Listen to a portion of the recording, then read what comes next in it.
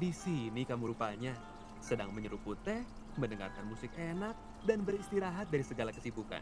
Tapi, tunggu, apakah iklan ini yang mengganggu waktu me time kamu? Upgrade ke YouTube Music Premium di aplikasi atau secara online untuk mendengarkan musik bebas iklan. Artinya, lebih banyak musik bebas iklan.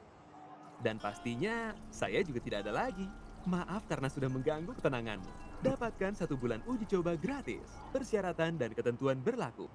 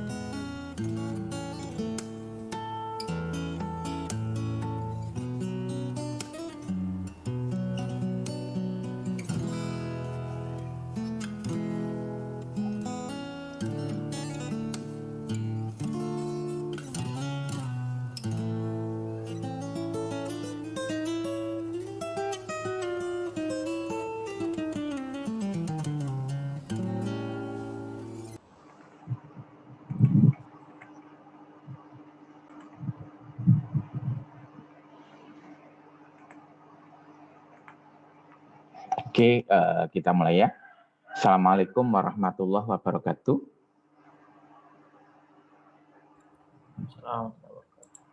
Selamat siang. Bismillahirrahmanirrahim. Di pertemuan kali ini kita melanjutkan materi kita sebelumnya ya. Sebelum mulai materi, karena masih suasana Idul Fitri ya, saya mengucapkan minal aidin wal faizin, mohon maaf lahir batin ya. Jadi saya minta maaf kalau ada kesalahan saya pada mahasiswa karena kita semuanya juga manusia ya yang pasti melakukan salah ya. Juga sama kalau ada mahasiswa salah pada dosennya ya juga sama. Marilah sama-sama saling memaafkan ya. Oke, di pertemuan kali ini kita akan membahas materi tentang ini ya.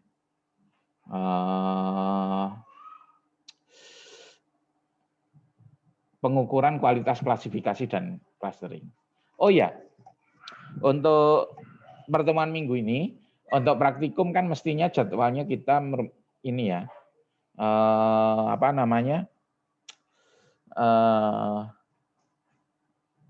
progres ya, progres project. Namun kita juga masih baru libur ya, mungkin Anda masih belum sempat mengerjakan ya. Untuk minggu ini Anda melakukan presensi saja, tapi pelaksanaan progres saya undur sampai pertengahan minggu depan ya. Jadi nanti akan saya sampaikan ke asisten. Dan ini mahasiswa banyak yang minta ini sih kayak revisi judul lagi gitu. Jadi nanti akan saya buka ini ya, revisi judul kepada dosen juga ya. Jadi kalau ada yang Anda masih kurang paham atau meragukan tentang judulnya, nanti silakan bertanya kepada dosennya. Ya, nanti saya bagi. Nah, kemudian baru minggu depan pertengahan Anda melakukan progres ya. Jangan lupa minggu depan sesuai jadwal yang kita buat, kita melakukan ini ya, UTS juga. Kuis. Nah, jadi minggu depan agendanya ya, Anda progres, mestinya minggu ini, tapi karena masih baru libur, Anda minggu ini cukup presensi aja, progresnya sampai pertengahan minggu depan. Kemudian untuk minggu depan jam praktikum Anda melakukan kuis ya. Nah, saya minta tolong untuk kuis semua kelas nanti silakan berunding ya, ketua kelasnya kapan Anda bisa melakukan kuis bersama. Ya. Boleh di weekend itu juga boleh. Seperti itu ya. Oke, langsung aja kita masuk ke materi ya.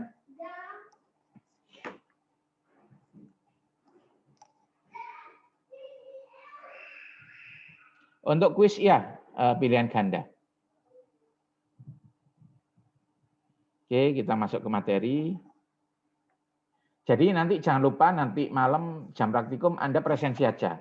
Agendanya progres, tapi pelaksanaannya nanti saya undur masih minggu depan. Karena juga ada sebagian mahasiswa yang masih ragu dengan judulnya. Ya.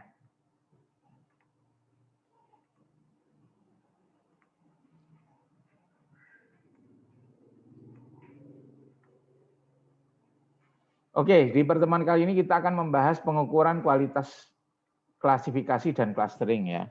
Nah, jadi di sini kita akan maaf ini ponaan saya masih rame. Mau saya dulu sebentar.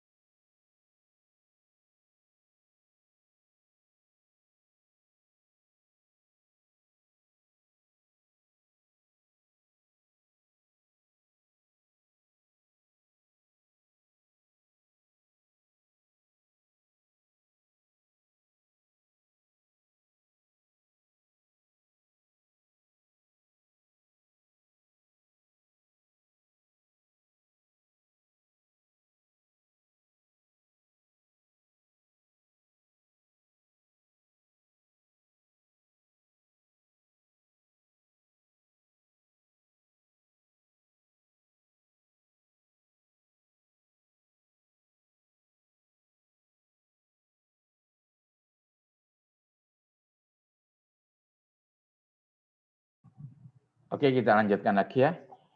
Jadi di pertemuan kali ini kita akan mengukur kualitas klasifikasi dan clustering ya.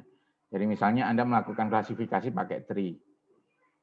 Kemudian ada orang lain melakukan klasifikasi pada dataset yang sama menggunakan misalnya neural network. Nah, hasilnya itu lebih bagus mana? Nah, jadi kita harus punya sesuatu untuk membandingkan ya. Classification tree dengan neural network itu lebih bagus dari mana?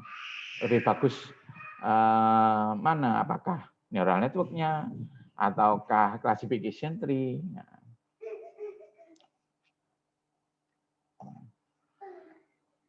Nah, karena itu kita harus punya sesuatu ya yang bisa digunakan untuk mengukur kualitas klasifikasi. Nah, jadi misalnya kalau untuk mengukur berat Anda butuh misalnya punya kilogram, punya ton, ya kan? Nah, untuk mengukur jarak Anda punya senti atau kilometer. Nah, klasifikasi pun seperti itu ya. Nah, jadi Anda harus punya metrik. Metrik itu ukurannya berapa kilo, nah, atau berapa gram, atau kalau panjang itu berapa meter, berapa kilometer, berapa mil. Nah, untuk klasifikasi juga seperti itu. Untuk kualitas itu juga harus ada ukurannya, ya, metriknya. Nah, kita untuk klasifikasi, untuk metrik itu ada hubungannya dengan confusion metrik di sini ya. Confusion matrik di sini. Jadi ini kita misalnya melakukan percobaan atau uji coba. Ya. Nah, misalnya kita punya kelas yes dan kelas no. Ya. Nah, hasilnya itu nanti dibagi 3. Ada true positif, terus false negatif, ada false positif, ada true negatif. Ada yang bisa membantu apa maksudnya true positif itu?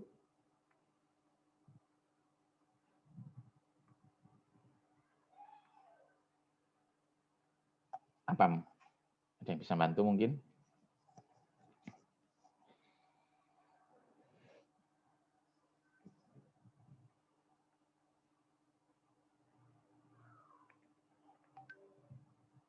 Ya ada?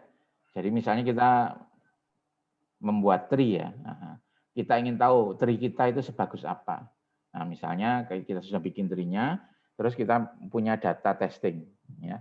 Kalau di praktikum kan Anda ada data testing.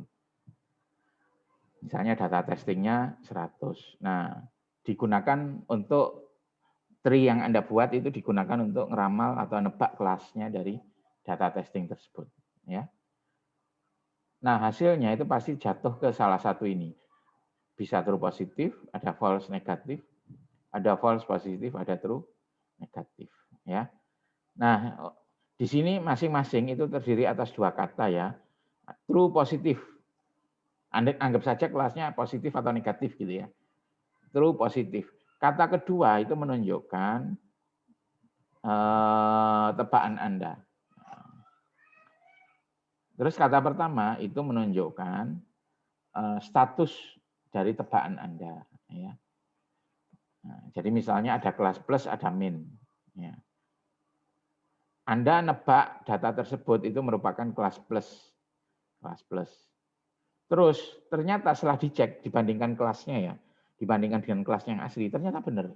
Nah, jadi Anda nebaknya positif, kemudian status tebakan Anda adalah true. True itu maksudnya benar. Anda nebaknya benar. Jadi dia aslinya, Anda nebak positif, aslinya memang positif. Nah itu makna dari true positif. Ya. Oke, ada false negatif. Ada yang bisa membantu? Apa itu false negatif?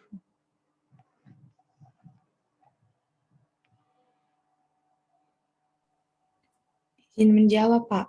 Oke, silakan. Namanya siapa?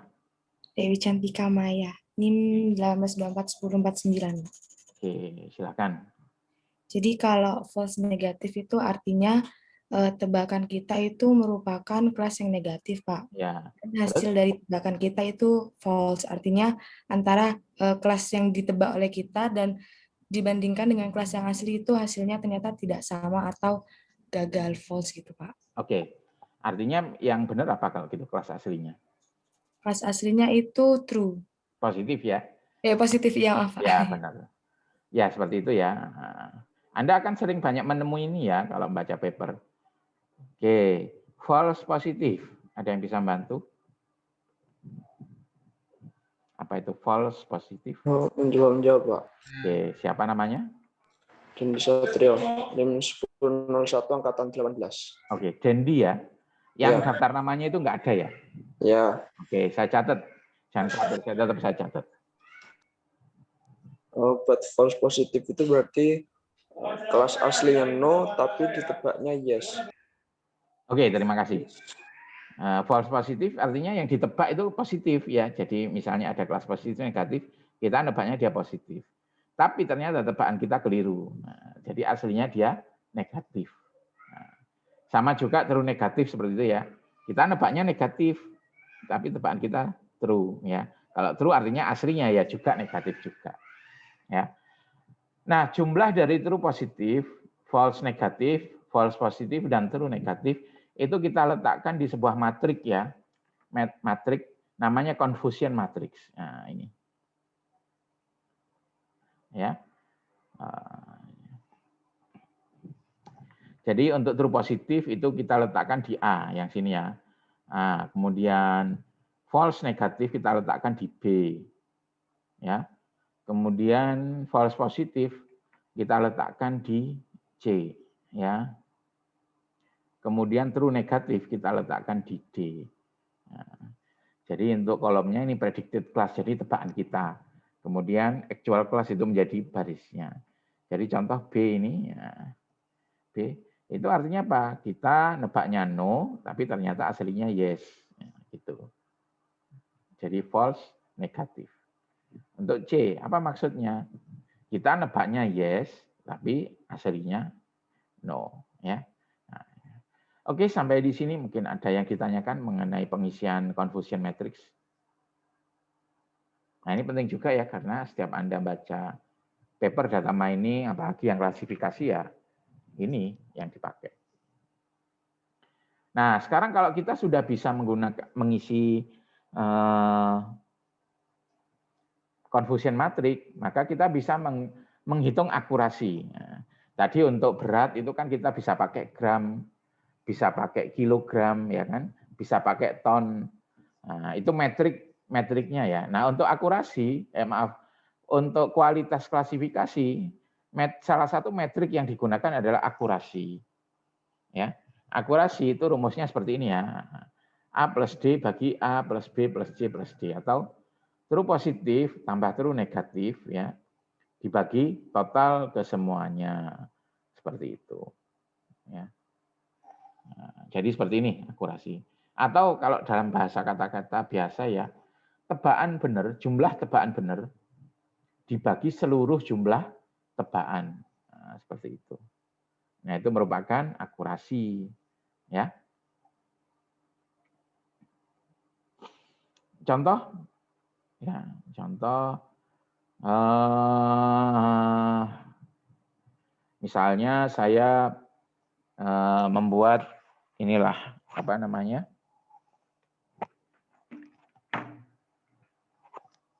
membuat aplikasi ya, aplikasi untuk nebak apakah kantong darah itu ada HIV-nya atau tidak, seperti itu.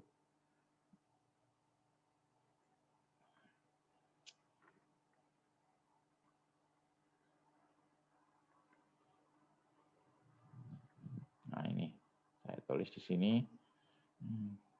Misalnya saya membuat aplikasi untuk nebak kantong darah dari donor darah itu apakah ada virus HIV-nya atau tidak misalnya. Nah, ternyata kalau setelah saya lakukan uji coba, seperti ini hasilnya ya. Jadi saya punya 1000 kantong darah yang ada HIV-nya, positif HIV sebenarnya itu ada 50. Ya. Kemudian yang negatif HIV aslinya, ini kelas aslinya ya, itu ada 950.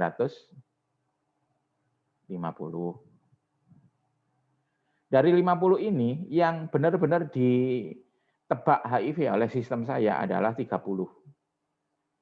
Nah, ini hasil tebakan sistem ya. Yang 20 itu ditebak negatif.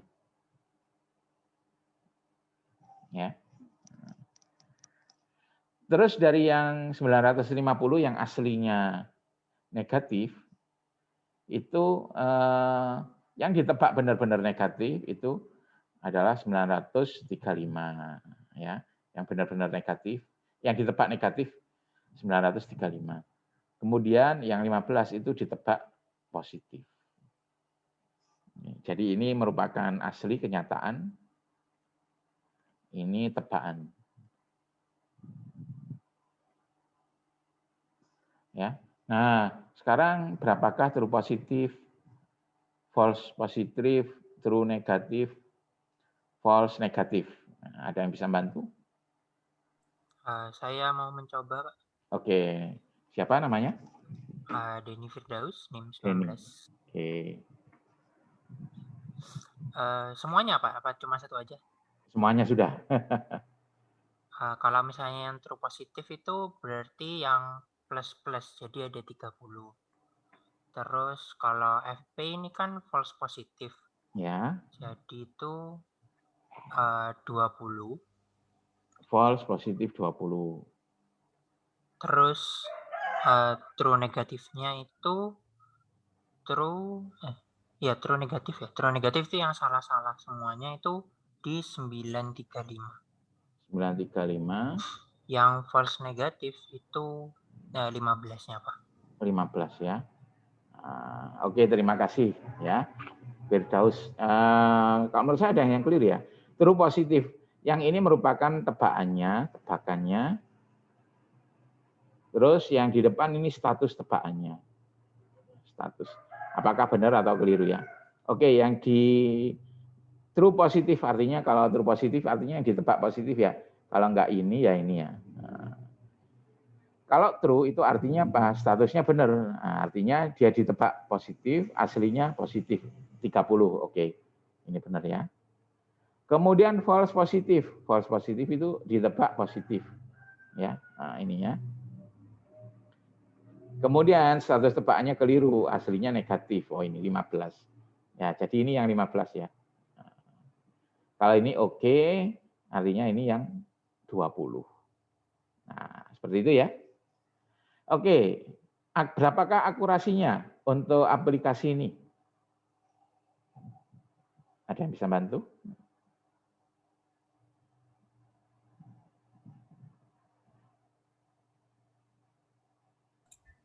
Saya Pak, Oke, siapa namanya? Efga Chandra. Chandra. Sebentar saya catat dulu ya. Pakai CH? Iya Pak. FK, oke silakan FK. Jadi nilainya itu yang semua yang true dibagi jumlah semua datanya. Jadi Oke, 965 dibagi 1000. 1000 tambah 965 ya. Iya benar. Nah, ini akurasinya ya.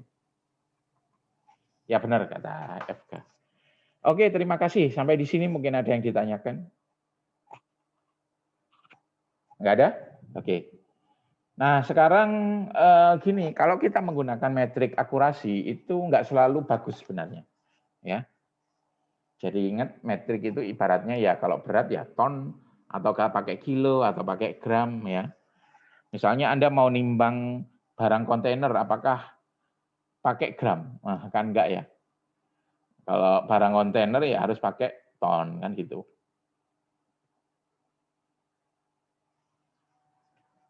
Ya.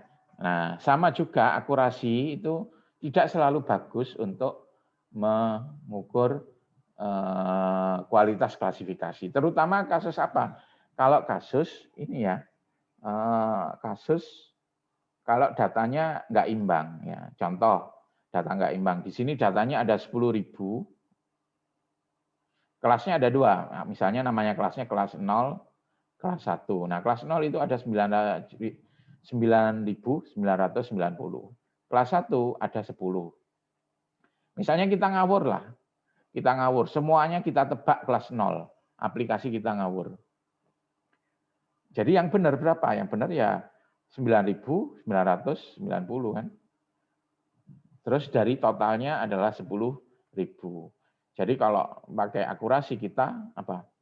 99,9%. Ya memang benar ini, nggak keliru, tapi coba dicek. Di sini kelas 1 itu nggak ada yang terdeteksi secara benar. Jadi kelas 1 itu kan ada 10. Nggak ada yang berhasil dideteksi. Sehingga kalau kita pakai akurasi saja pada kondisi tertentu, itu tidak menggambarkan hasil yang sebenarnya. Ya. Contoh lain ya, misalnya sama kasusnya seperti ini. Ya. Kasusnya seperti ini. Dari 1.000 kantong darah yang ada HIV-nya itu 50, yang nggak ada HIV-nya yang negatif 950. Terus kita pukul rata aplikasi kita. Ternyata ditebak negatif semua. Kalau nebaknya negatif semua, berapa akurasinya? 950, kan yang benar 950 kan? Per 1.000. 95%. Wah, bagus banget. Tapi kasihan, 50 kantong darah itu nanti diberikan ke pasien, akan menyebabkan apa? Orangnya 50 orang itu akan tertular. Nggak apa-apa Pak, ini aplikasinya 95%. Nah, ya nggak seperti itu juga ya. Jadi kita melihat kasusnya. Jadi kalau untuk kelasnya yang tidak imbang proporsinya, yang satu besar banget, yang satu kecil gitu, nah itu kurang cocok untuk akurasi. Nah kita pakai apa? Nah, kita pakai yang lain. Kita pakai yang lain, ini ada beberapa ya. Bisa pakai precision ya. Precision. Terus bisa pakai recall ya, bisa pakai recall. Bisa pakai F measure. Precision itu adalah A dibagi A plus C.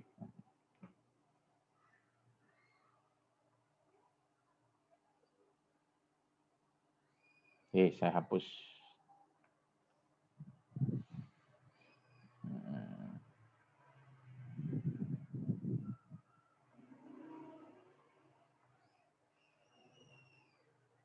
Jadi precision itu adalah A bagi A plus C.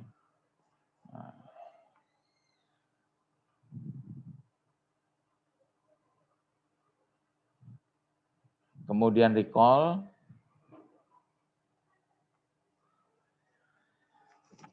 Recall adalah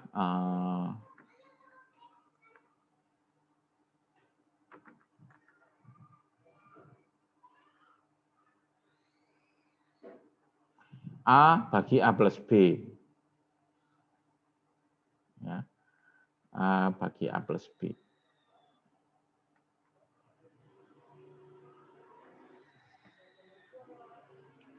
A bagi A plus B. Oke, ada yang bisa membantu untuk kasus ini? Kita kembali lagi ke kasus software untuk menebak HIV. Presisinya berapa, recall-nya berapa?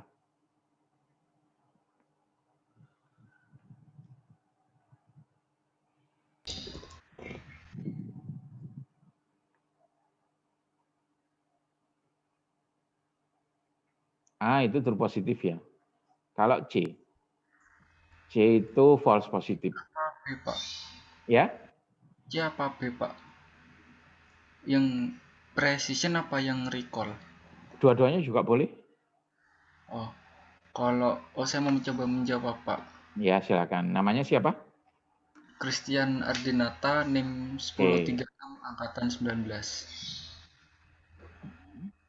Kalau precision itu A yang 30, C itu yang true negatif 935. Berarti 30 dibagi 965. Oke. Yang precision ya. Iya, Pak. Precision adalah A dibagi A plus C. C itu A adalah true positif ya. A itu true positif. Kemudian C adalah false positif ya. True positifnya 30, false positifnya 15 ya. Jadi berapa? 30 dibagi 30 plus 15. Nah, ini ya, itu precision. Jadi di sini berapa?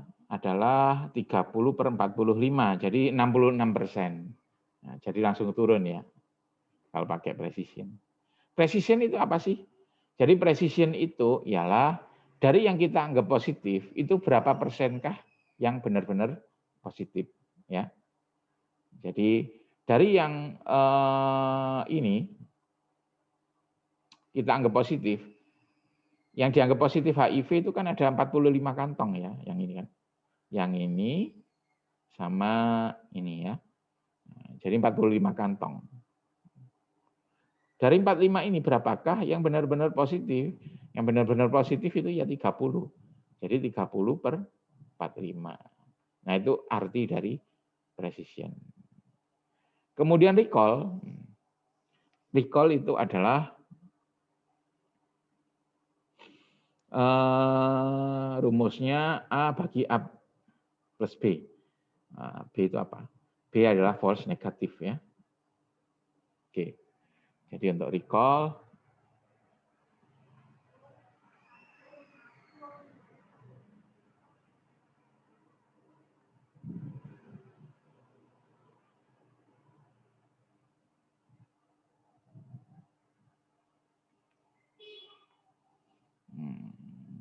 jadi A itu true positif, terus B false negatif ya. Nah ini false negatif. Jadi untuk kasus ini true positifnya 30 per 30 ditambah 20 ya, atau 60%. Kalau pakai recall di sini 60%. Apa sih maknanya recall? Recall itu dari yang benar-benar positif, itu berapa persenkah yang berhasil kita deteksi. Nah itu makna recall. Jadi yang benar-benar positif itu kan 45. Yang benar-benar positif adalah 50 ya, 50. Yang berhasil kita deteksi adalah 30. Nah, itu recall. Ya. Oke, sampai di sini ada yang ditanyakan? Ada yang masih bingung perbedaan precision dengan recall?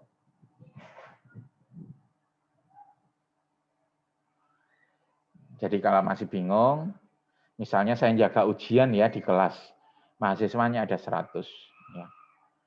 Yang saya catat nyontek itu ada 20 anak.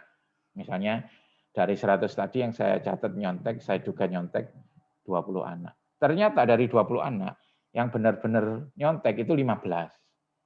Nah, precisionnya adalah 15/20. Ya. Jadi precision itu dihitung dari yang kita duga positif. Ya.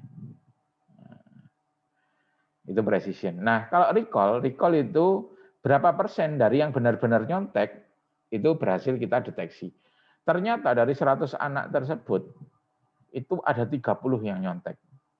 Padahal yang berhasil kita deteksi tadi adalah 15. Ada 15 yang selamat. Jadi yang benar-benar nyontek yang terdeteksi hanya 15. Maka recall-nya adalah 15/30 atau 50%. Nah, itu hal yang berbeda ya. Anda harus bisa merasakan atau memahami perbedaannya. Oke, sampai di sini ada yang ditanyakan?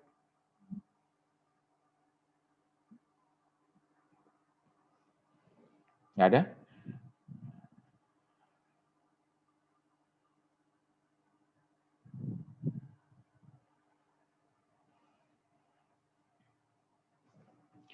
Kemudian itu metrik ya, metrik. Jadi ibaratnya berat kita bisa ngukur pakai gram, bisa ngukur pakai ton, bisa ngukur pakai pon, ya, bisa ngukur pakai kilo, ya sama.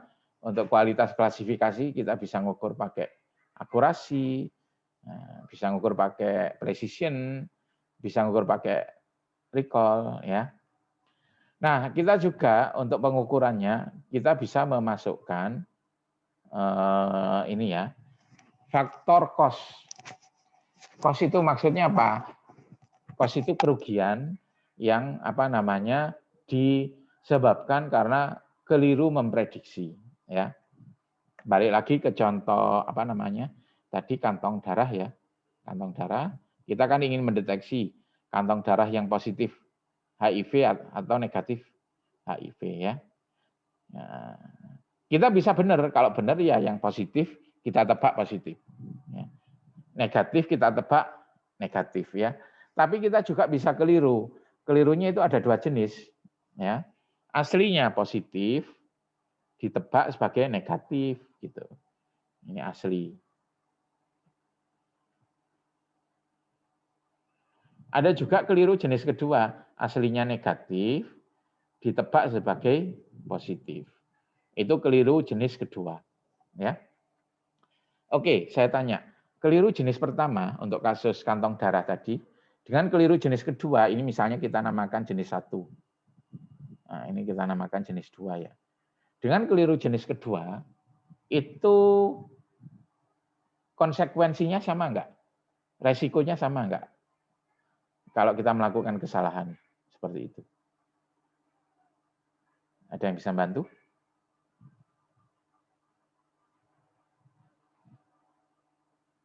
Untuk kasus kantong darah. Kita nebak apakah positif HIV atau negatif HIV, misalnya di PMI ya. Kita bisa keliru ya aplikasinya. Ada yang aslinya HIV plus positif, kita tebak negatif. Kelirunya juga bisa sebaliknya. Ada yang aslinya negatif, kita tebak positif.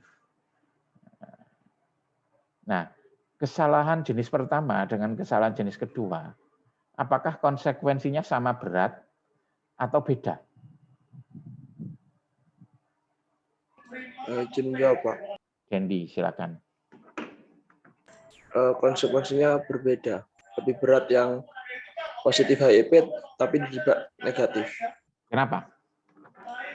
Karena kalau ditebak negatif dan digunakan itu malah berisiko tinggi ke yang itu mendapatkan donor darah tersebut. Oke, terima kasih. Iya benar ya. Jadi kedua kesalahan tersebut konsekuensinya itu berbeda ya. Kalau misalnya kesalahannya itu aslinya negatif, terus diberi positif, ya aslinya negatif, terus dianggap positif, itu kan paling cuma buang kantong darah ya. Misalnya kita kasih bobot kesalahannya itu 10. Tapi kalau sebaliknya, aslinya positif dianggap negatif, terus dikasihkan ke orang, wah itu urusannya nyawa ya. Jadi konsekuensinya lebih berat, mungkin kita anggap konsekuensinya misalnya 1000. Nah, jadi nggak sama ya. Nah, kita bisa menggunakan metrik yang memasukkan cost ya. Cost itu maksudnya di sini adalah konsekuensi di sini, faktor konsekuensi. Ya. Jadi kita menambahkan bisa membuat satu matrik lagi ya, yang berisi konsekuensi di sini. Nah, ini nama matriksnya ya. Nah, kalau ini namanya cost matrix ya. Jadi matrik yang isinya adalah bobot konsekuensinya ya. Nah, kalau kesalahannya jenis pertama, ya misalnya aslinya negatif dianggap positif, misalnya kerugiannya cuma 1. Ya. Kalau kesalahan jenis yang ini, yang aslinya positif dianggap negatif, kerugiannya dianggap 100 karena lebih fatal. Kalau yang negatif dianggap negatif itu kan benar. Nah, ini nggak ada ruginya ya. Nah, kalau yang positif dianggap positif itu kan benar. Ini dianggap -1. -1 maksudnya malah untung gitu. Nah, kita bisa melakukan proses perhitungan cost ya di sini. Jadi kalau pakai ini ada kasus satu yang ini ya. Kita kalau melakukan perhitungan akurasi ya 80%. Tapi kalau pakai cost itu 3.910. Bagaimana ngitung cost-nya? Tinggal dikalikan aja kemudian jumlah ya. Yang selnya sesuai dikalikan aja. Jadi ini kalikan dengan yang ini ya. Minus 150 tambah ini kali ini ya. 4.000 tambah yang ini kali ini ya 60 tambah yang ini kali ini 0. Ternyata hasilnya 3.910 cost-nya atau kerugiannya atau konsekuensinya. Nah, ini ada classifier 1 ya. Kalau classifier 2 akurasinya lebih bagus ya. Akurasinya lebih bagus. Tapi kalau kita hitung cost-nya atau kerugiannya, kita hitung ya sesuai sel yang sesuai kita kalikan aja. Ini kali ini ya, tambah ini kali ini, tambah yang ini kali ini, tambah ini kali ini. Nah, ternyata cost-nya adalah 4.225. Dari sisi akurasi, yang menang adalah model yang kedua, classifier kedua. Misalnya yang satu itu tree, yang dua itu perceptron. Jadi ya kalau hanya memandang akurasi saja, kita milih yang kedua. Tapi ya, cost-nya yang kedua itu kalah. Cost-nya lebih besar yang kedua. Sehingga kalau kita mempertimbangkan dari segi cost, maka kita ya lebih baik milih yang pertama, meskipun dia akurasinya lebih rendah. Ya. Oke, sampai di sini ada yang ditanyakan? Nggak ada ya? Jadi cost itu kita gunakan kalau pada kasus-kasus di mana kalau kita melakukan kesalahan itu konsekuensinya itu nggak sama. Yang kesalahan jenis tertentu itu lebih besar kerugiannya. Tapi kalau kasusnya tidak seperti itu, ya, maka kita tetap menggunakan akurasi biasa, seperti itu ya. Oke.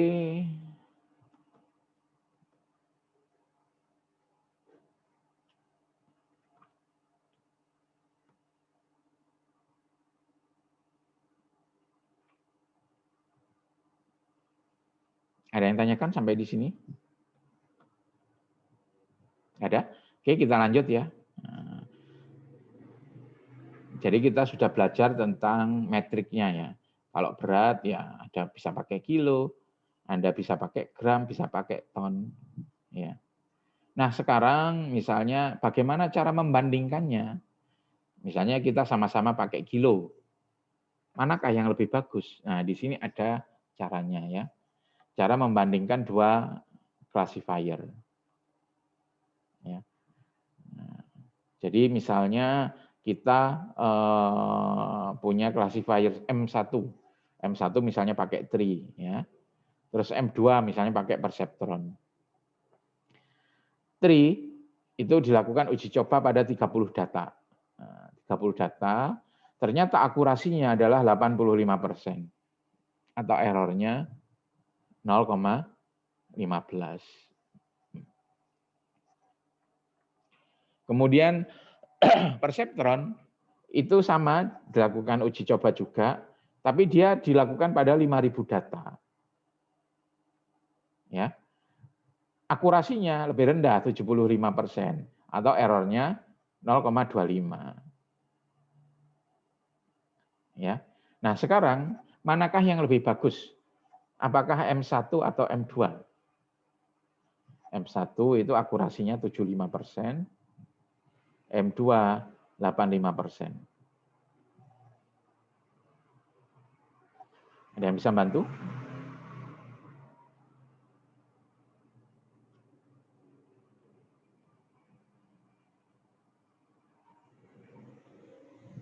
Lebih bagus mana? M1 atau M2?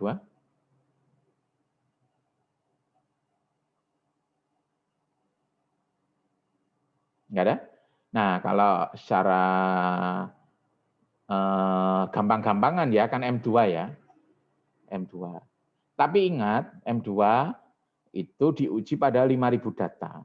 Sedangkan M1 diuji hanya pada 30 data ya. Kan orang bisa menyanggah seperti ini. Loh. Iya, M2 lebih bagus. Oh maaf, keliru, terbalik. Yang ini yang 75%, ini 80%.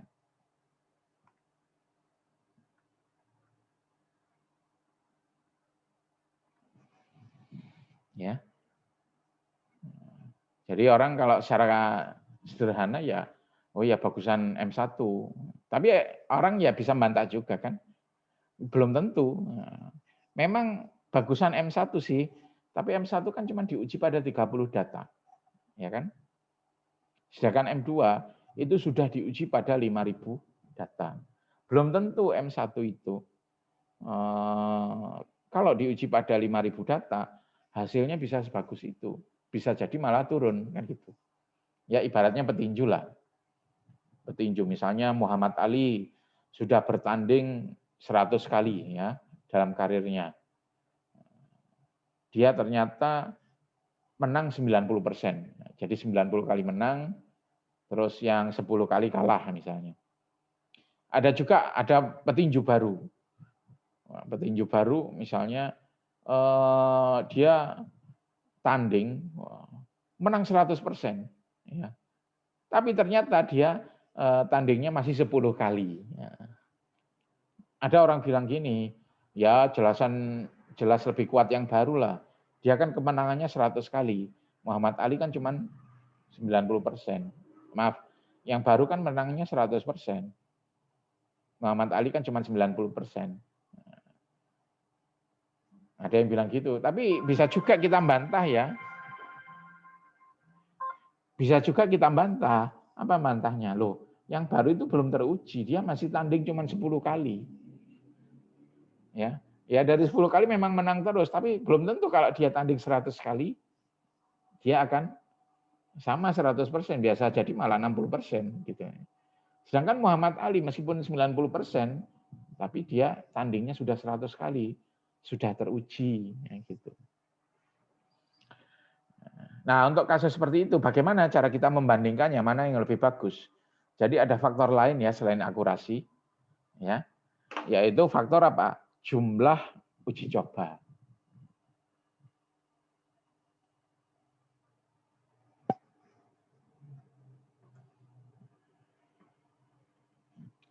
Jadi yang dilihat bukan hanya akurasinya saja ya, tapi jumlah uji cobanya juga. Nah, untuk kasus seperti itu, cara untuk membandingkannya, itu kita menggunakan statistik ya. Nah, ini cara untuk membandingkan keduanya ya. Jadi kita pertama-tama menghitung selisih akurasinya atau selisih errornya.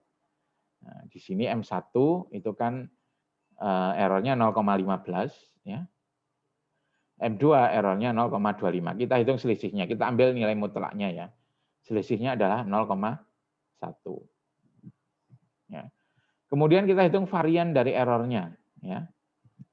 Nah, untuk yang M1 adalah 0,15 kali 1 min 0,15 bagi 30. Jadi yang M1 kan ini ya. Nah, yang ini errornya 0,15.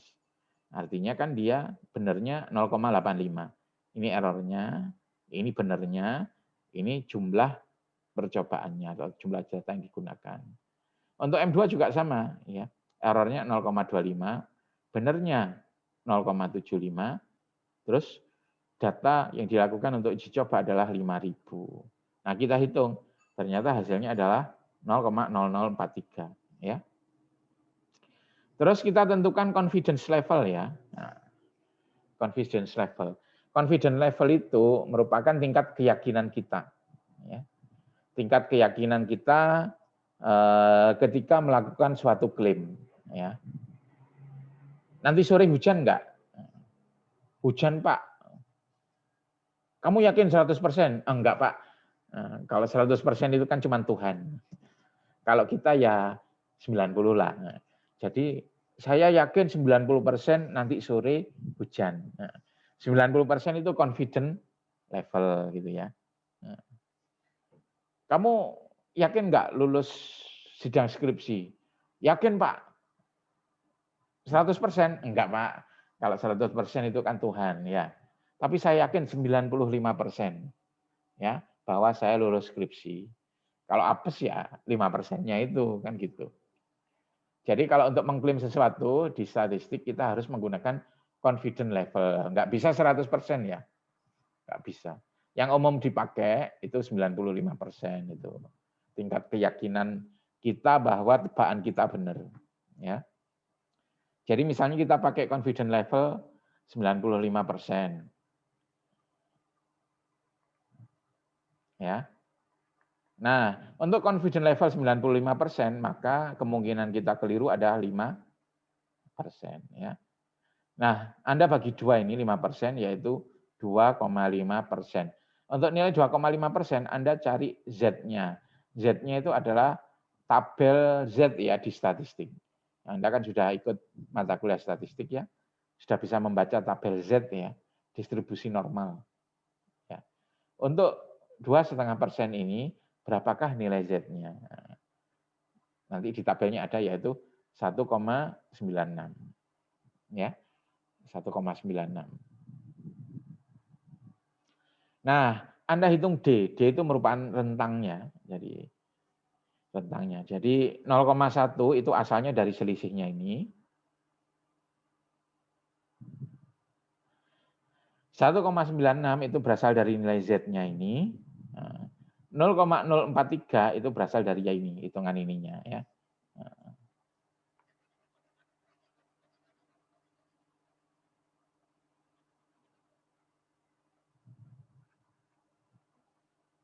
Jadi Anda hitung rentang ini ya, 0,1 asalnya dari ini, kemudian 1,96 asalnya dari ini, 0,043 ini ya. Ini ada tanda plus minus, artinya 0,1 dikurangi hasil ini ya. Dan 0,1 ditambah hasilnya ini. Itu merupakan suatu rentang ya. Jadi batas kirinya rentangnya adalah 0,1 minus 0,128, batas kanannya 0,1 plus 0,128. Nah, ini rentang. Di sini rentang. Anda cek apakah rentangnya itu melewati angka 0 ya. Ini kan kalau kita hitung itu minus 0,028 sampai dengan berapa? 0,228. Nah, rentang ini itu melewati angka 0. Nah, kalau melewati angka 0 itu artinya klaimnya itu secara statistik tidak signifikan. Jadi kita nggak bisa bilang bahwa model 1 itu lebih bagus dari model 2. Ini kan model 1 errornya 0,15.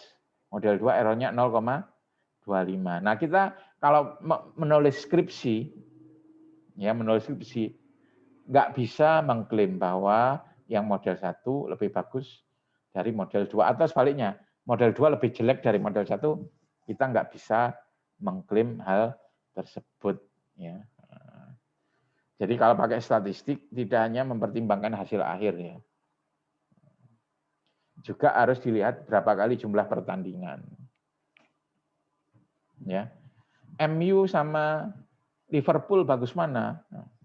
MU itu dia menang 90% dari 500 pertandingan. Liverpool menang 95% dari 100 pertandingan. Nggak bisa kita langsung bilang Liverpool lebih baik dari MU, cuman gara-gara menangnya 95%. Dilihat dulu berapa pertandingan.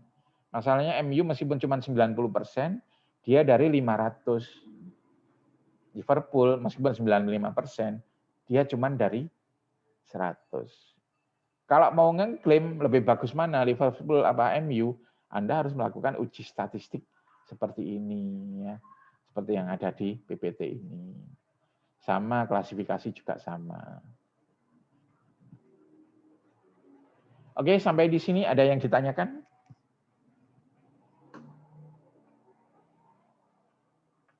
Ya?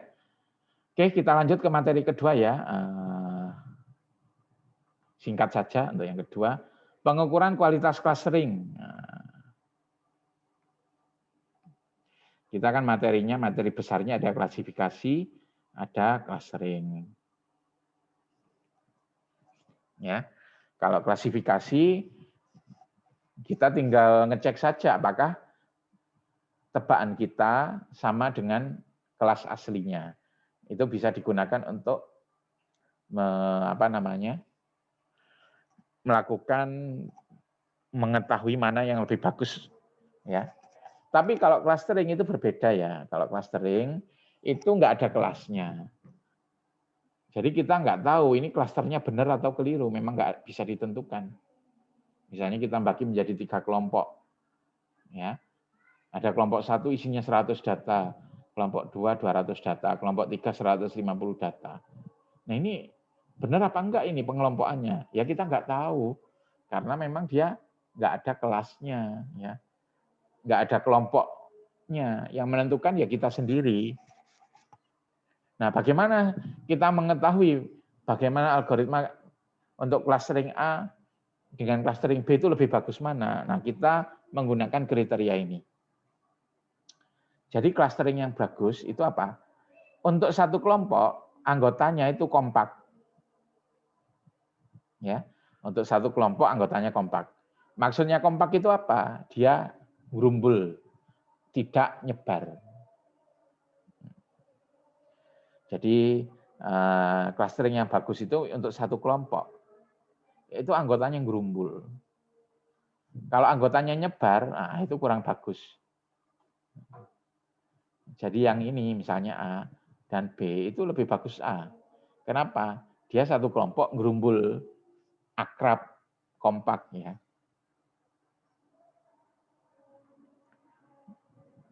Ketimbang B, kalau B kan nyebar.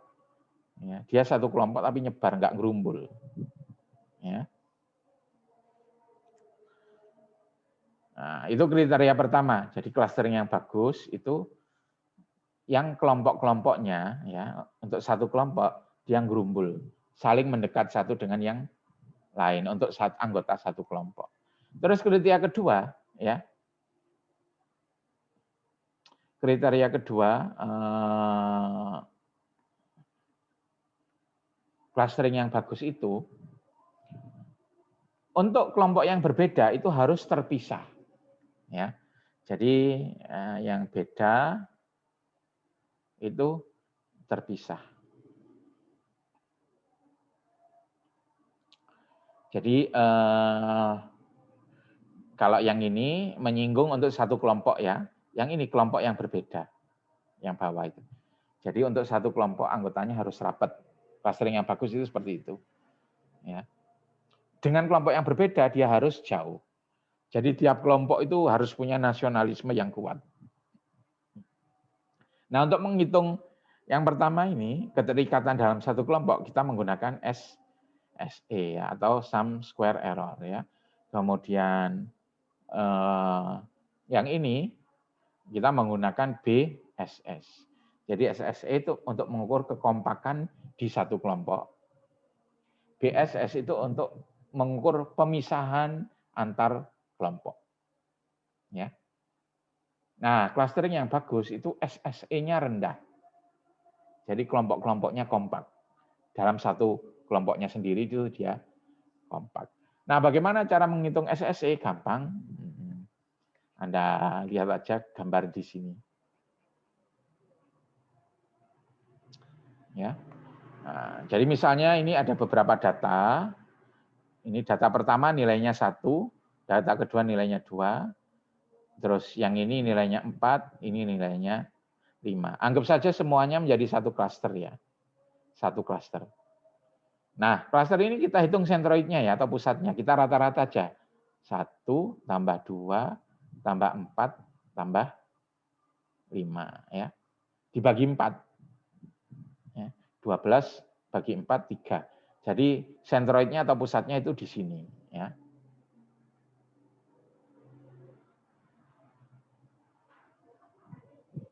Nah, ini sentroidnya. SSE itu gampang ngitungnya. Kita hitung jarak dari tiap data ke pusatnya, kemudian kita kuadratkan. Ya, jadi ini contoh jaraknya kan 1. 1 dikuadratkan. Ini jaraknya berapa? 2 kan? 2 dikuadratkan ya. Terus ini jaraknya 1 ya. 1 dikuadratkan. Ini jaraknya 2. 2 dikuadratkan. Kemudian kita jumlah semuanya. Ya, kita jumlah semuanya. Nah, itulah SSE. Ya. Jadi untuk satu klaster kita hitung jarak antara data dengan sentroidnya, kita kuadratkan. Terus kita jumlah semua dalam satu klaster. Itu namanya SSE. Nah, ini 10 ya. SSE-nya 10.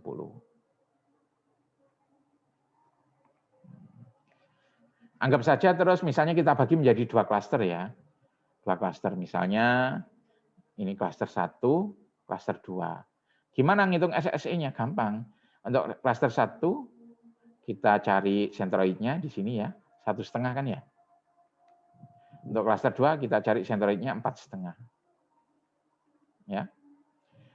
Terus untuk masing-masing klaster ya kita hitung jarak antara data dengan sentroidnya. Di sini setengah dikuadratkan. Ini setengah dikuadratkan. Sama, ini setengah kuadrat, ini setengah kuadrat. Nah, terus kita jumlah semua ya. Nah, jadi hasilnya adalah 1/4 tambah 1/4. Ini untuk yang klaster ini. Untuk yang klaster ini juga sama. 1/4 tambah 1/4. Sehingga untuk yang ini keseluruhan SSE-nya adalah 4. 1 ya. Nah, kalau kita bagi menjadi 2 klaster. Oke, kita pause sebentar ya untuk adzan asar.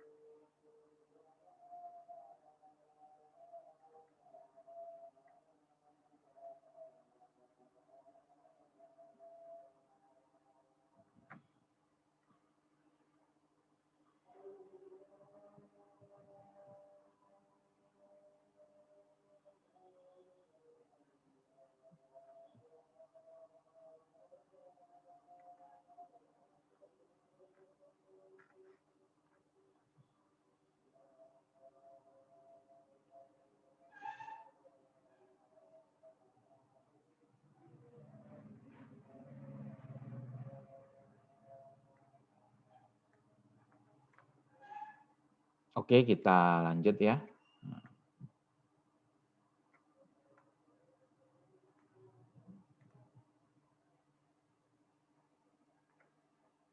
Nah, jadi saya ulangi, untuk clustering itu kita nggak bisa pakai akurasi ya.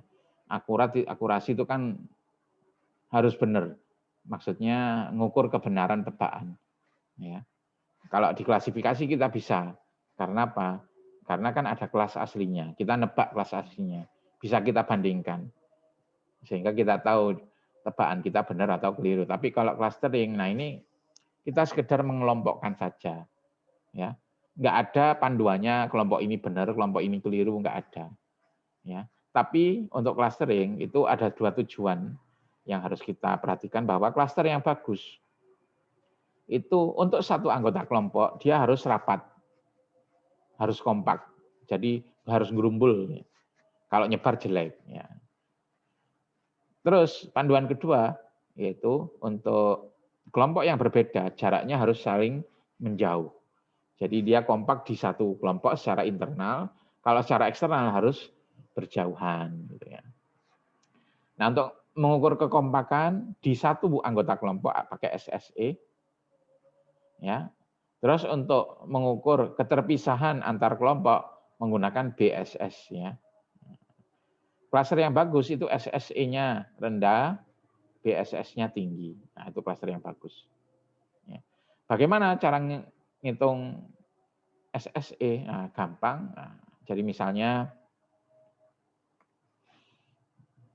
ini ada 4 data yang 1, 2, 4, 6, 1, 2, 4, 5. Kita cluster menjadi 2 seperti ini.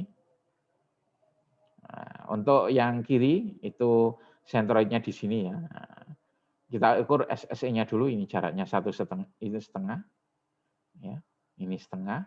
Kita kuadratkan, setengah kuadrat, ini setengah kuadrat. Kalau kita jumlah, 1/4 tambah 1/4 sama dengan setengah. Nah, ini SSE-nya untuk cluster kiri ya.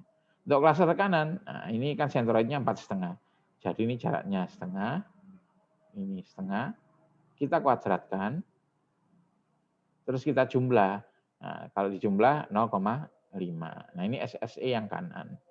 SSE keseluruhan berapa ya? Setengah tambah setengah 1. Ini ya.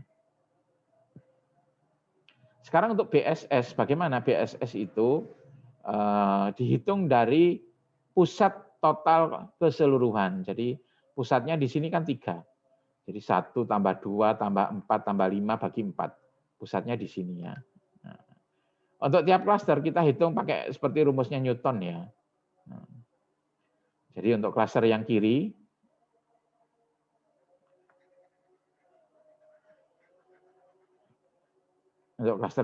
kan jaraknya ini 1,5. Ya, 1,5. Sementara klaster kiri anggotanya 2. Sehingga BSS-nya 2 kalikan 1,5 kuadrat. Ya. Untuk klaster yang kanan, bagaimana? Untuk klaster yang kanan, itu sama, masa kan anggotanya 2.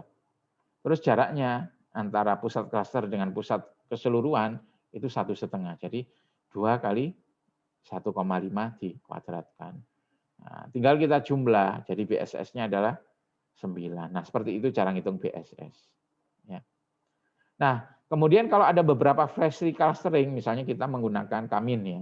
Kamin itu kan kalau setiap kali kita jalankan, hasilnya kan bisa beda-beda. Mana yang kita ambil? Nah, yang Anda ambil itu yang SSE-nya paling kecil atau yang BSS-nya paling besar, sama aja. Ya. Nah, itu cara untuk membandingkan clustering. Oke, sampai di sini ada yang ditanyakan? Nggak ada? Kalau nggak ada, jangan lupa ya, nanti di jam praktikum Anda tetap presensi ya. Nah, kan jadwalnya sekarang presentasi ke asisten, tapi karena kita masih baru liburan, saya undur, pelaksanaannya aja. Tapi presensinya tetap ya, sampai pertengahan minggu depan. Nanti saya koordinasi dengan asisten. Terus jangan lupa, minggu depan kita kuis, ya, kuis Untuk kelas A sampai E silakan rundingan, kapan bisa melakukan kuis bareng. Seperti ya. Oke, kalau nggak ada yang tanyakan lagi, kita cukupkan sampai di sini, kita akhiri. Assalamualaikum warahmatullahi wabarakatuh. Waalaikumsalam.